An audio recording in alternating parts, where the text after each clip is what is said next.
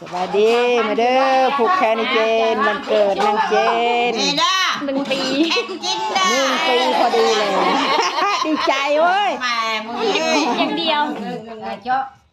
นี่ของมาเท่าแล้วนี่เด้อเจนเด้อ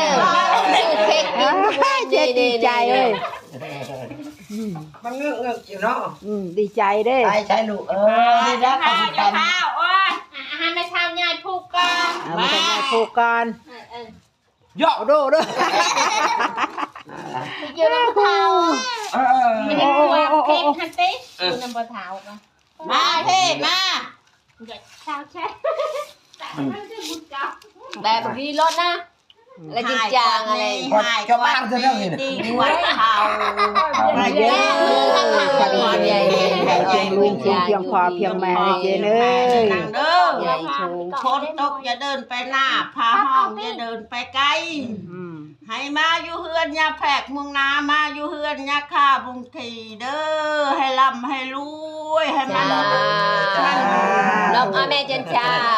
โอ้ยสีแดงอย่างนี้อะไรดีใจเลยโอ้เอ็กพายเอ็กนี่แหละพกมาไปจิตผูกนะพกมาแกนมานี่ไม่เท่าพกเองให้ก่อนในให้ดีกว่าข่าวเยอะพอดีเจนเจ็บเช้าเลยเจนเด้อเจ็บใจให้มันช่วงมันเช้าค่ะ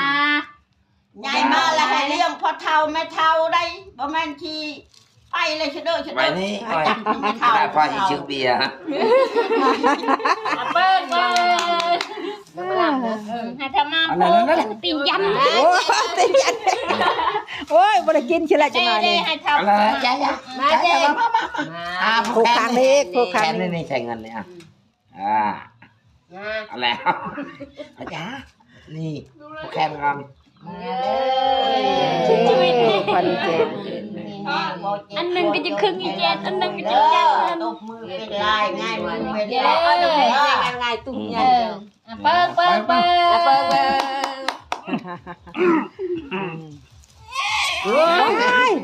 โมโหพายผูกแขนเลยเด้อห้ามเม็ดตัดบ้านนี้ห้ามเม็ดตัดให้มันชันเด้อ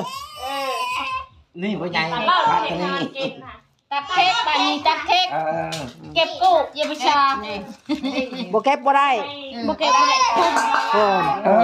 คุณมันยังไม่ได้มาตัดมาตัดมาโด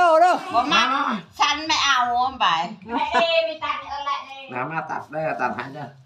ใช้หน้าผ้าน่ะไม่ผ้า